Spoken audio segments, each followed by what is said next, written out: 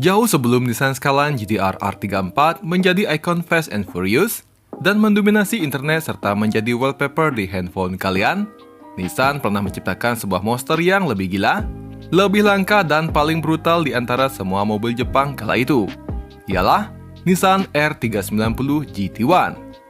Sebuah mobil balap yang secara teknis dipaksa menjadi mobil jalan raya hanya demi memenuhi regulasi balapan, alias homologasi. Sebelumnya, kalau kalian suka konten-konten seperti ini, silahkan like dan share video ini, dan tekan tombol subscribe bagi yang belum. Dan selamat menonton!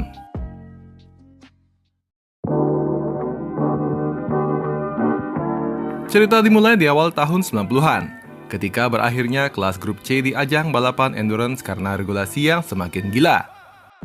Sama seperti pabrikan lain, Nissan kembali serius di dunia balap endurance seperti Le Mans di kelas baru yakni GT1.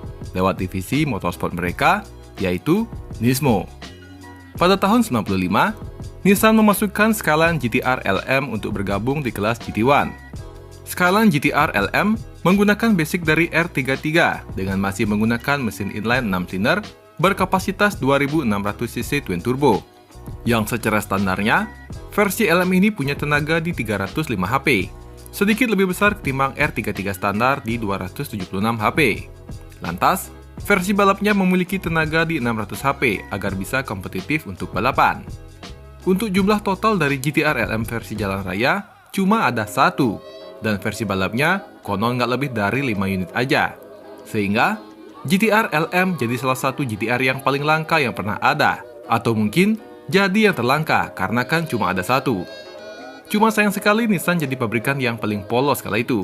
Jadi gini nih ceritanya. FIA memberi aturan khusus untuk mobil-mobil apa saja nih yang boleh mengikuti ajang balap GT1. Intinya, mobil tersebut harus ada versi jalan rayanya. Tapi masalahnya, FIA tidak benar-benar mengatur seberapa normal mobil jalan rayanya. Nggak ada aturan jumlah produksi massal, seberapa liar mesinnya, dan juga bagaimana bentuk mobilnya. Pabrikan lain mulai mikir dan cari celah di sini. Maka kala itu, Nissan GT-R LM harus melawan mobil-mobil yang bentuknya nggak karuan. Karena kalau dilihat, cuma Nissan doang nih yang bentuknya kayak mobil jalan raya yang dimodifikasi. Sisanya mah mobil balap semua. Contohnya McLaren F1 GT-R, Porsche 911 GT1, Mercedes-Benz CLK GT-R, dan juga Toyota GT1. Hasilnya udah jelas ketahuan. GT-R LM benar-benar dihajar habis-habisan. Ia kalah di segala lini. Aerodinamika, sasis, layout, bobot, suspensi, dan juga efisiensi. Mobil balap lain punya downforce yang lebih tinggi, lebih hemat ban dan juga bahan bakar. So lebih jarang masuk pit stop. Ingat, di balapan endurance semakin jarang masuk pit, jelas punya kesempatan menang yang lebih besar. Pokoknya ini adalah salah satu balapan paling nggak adil yang pernah Nissan ikuti. GT-R LM seperti salah masuk kelas. Akhirnya Nissan Pusat memerintahkan divisi balap mereka Nismo untuk membuat mobil yang sama gilanya, bahkan bila perlu lebih gila lagi. Dan untuk mengembangkan mobil ini, Nissan bekerja sama dengan Tom Wilkinson Racing atau TWR. Ini adalah tim balap legendaris dari Inggris yang sebelumnya sukses membuat Jaguar XJR 9, mobil yang pernah memenangkan Le Mans di grup C.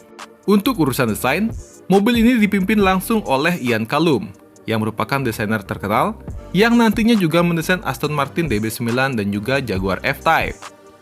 Karena waktu pengembangannya sangat singkat, Nissan mengambil banyak inspirasi dari mobil balap grup C mereka sebelumnya. Salah satu keputusan yang paling penting adalah pemilihan mesin. Karena nggak mungkin nih memakai mesin RB26 DETT milik R33. Meskipun mesin ini memang kuat dan bisa punya tenaga sampai 600 HP. Tapi mesin ini berat, dan ia punya pusat gravitasi yang tinggi untuk mobil balap yang super ceper. Ya udah deh, Nissan akhirnya membangkitkan kembali mesin dari mobil balap grup C mereka terdahulu, yang dipakai oleh Nissan R92CP, yakni mesin dengan kode VRH35L, berkonfigurasi V8, 3500cc, mid-engine longitudinal, dengan material full aluminium ringan, yang punya tenaga hingga 650 HP, dengan torsi lebih dari 700 Nm. Mesin ini terkenal sangat ringan, memiliki tekanan boost turbo yang tinggi, dengan tenaga yang sangat liar dari RPM tengah sampai ke top speed yang di atas rata-rata pabrikan lain. Untuk mendukung tenaganya yang brutal, Nissan menggunakan sasis karbon fiber monocoque. Bodi-bodi juga dibikin pakai serat karbon. Aluminium pun bisa kalian temukan di mana-mana. Suspensi double wishbone push rod depan dan belakang, serta menggunakan transmisi sequential manual 6 percepatan buatan ekstra. Nah, semua ini membuat ia hanya memiliki bobot di kisaran 1098 kg alias setara mobil LCGC. Secara penampilan, ia terlihat sangat mengintimidasi dengan bodi super lebar, ceper, dan sangat aerodinamis. Tapi untuk bisa membuat mobil ini sah mengikuti ajang balap, ia harus diproduksi dan dijual untuk umum. Cuma sama seperti pabrikan lain, karena tidak ada aturan jumlah yang harus dibuat, akhirnya Nissan cuma membuat satu saja. Ini sih balas dendam yang paling niat. Karena kan pabrikan lain setidaknya bikin beberapa puluh, Nissan cuma bikin satu aja. Dan uniknya, Nissan malas aja gitu bikin versi jalan rayanya berbeda. Literally mobil ini cuma dikasih interior, lampu depan, plat nomor, dan tenaga mesin yang diturunkan jadi 550 HP. Dan tenaga sebesar itu disalurkan ke roda belakangnya menggunakan transmisi balapnya, yakni sequential 6 percepatan, yang konon bisa melesat dari diam ke 100 km per jam hanya dalam 3,9 detik dengan top speed di kisaran 354 km per jam. Cuma memang karena unitnya hanya ada satu saja, nggak ada data valid yang bisa mengkonfirmasi klaim dari Nissan ini. Tapi melihat speknya yang nggak jauh beda dengan mobil balapnya, angka segini sih masih masuk akal. Dan perlu diingat, ini mobil tahun 97. Tenaga dan performa seperti ini, di era tersebut masih benar-benar nggak masuk akal untuk mobil jalan raya.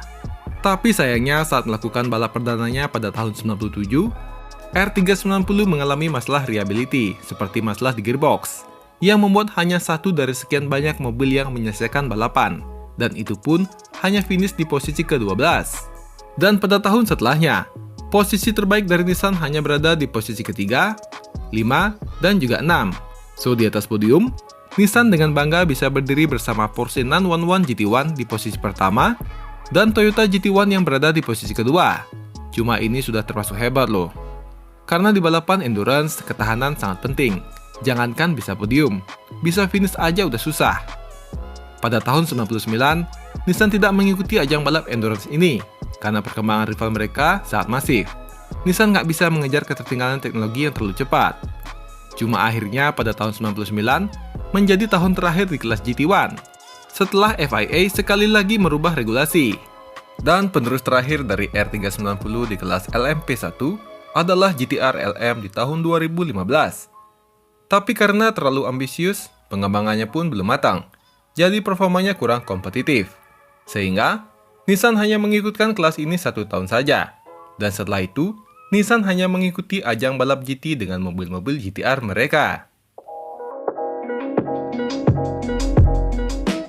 Dan semenjak saat itu, Nissan perlahan mundur dari top level Le Mans, karena biaya pengembangan prototipe itu kan sangat besar. Sementara kondisi finansial Nissan pada akhir tahun 90-an juga sedang tidak ideal. Apalagi, mereka harus bersaing melawan pabrikan yang punya budget jauh lebih besar, seperti Toyota misalnya. Dan inilah yang membuat Nissan R390 GT1 jadi begitu spesial.